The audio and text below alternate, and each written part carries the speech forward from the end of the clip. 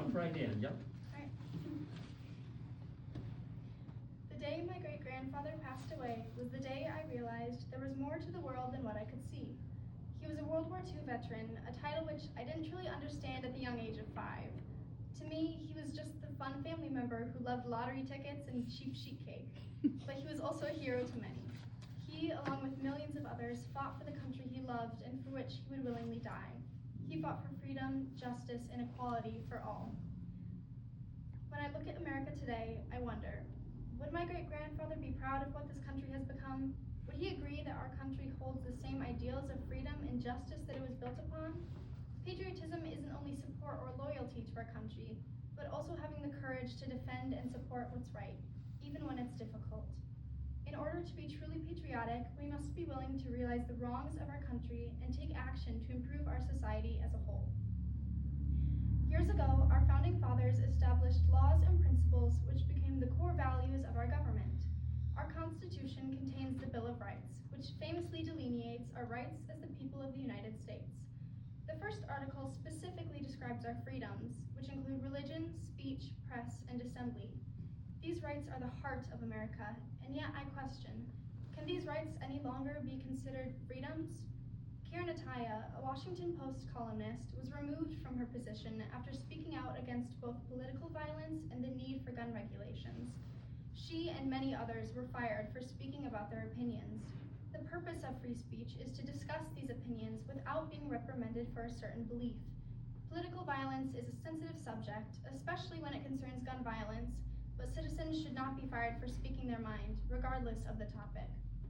The ability to speak our opinions, whether they are as lighthearted as favorite dog breeds or something as serious as political issues, is what makes our country's democracy so important.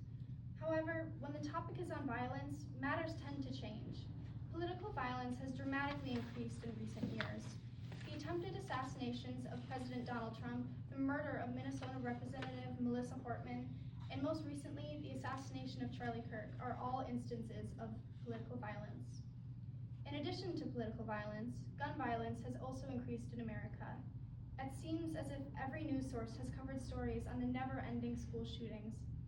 I knew what school shootings were from a young age, but I never worried about my school. My parents would tell me that there wasn't a need to worry because we lived in a small, rural area where crime rates were low. In recent years, however, I've discovered that their attempts at comfort are not as effective. Current events have proven that even small, rural communities aren't safe from gun violence. What once felt like pointless school drills now serve as a reminder that school shootings could happen anywhere at any time. As students, we should be focusing on upcoming tests or what outfit to wear to the next football game, not thinking about our safety at school. Nonetheless, the world we live in today has come to that conclusion, so the youth of America have to adapt.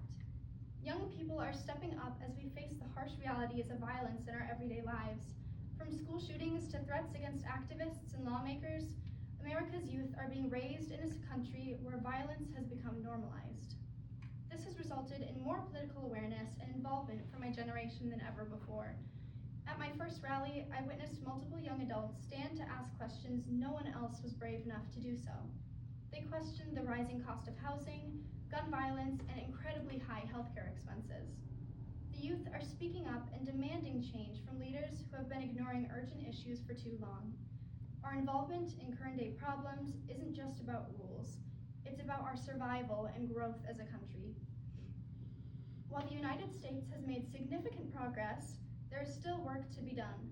By addressing urgent issues of gun violence, healthcare, inequality, and by truly listening to the people's voices, our nation can advance towards fulfilling and maintaining its original ideals.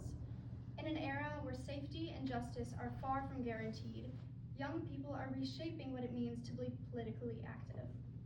America's youth creates the stepping stones to building a better future for our country. Our desire for involvement is a reminder. Democracy is most effective when everyone has a seat at the table and a voice in the discussion. To me, patriotism means I can trust my country to exhibit the ideals it preaches, but also acknowledge its flaws.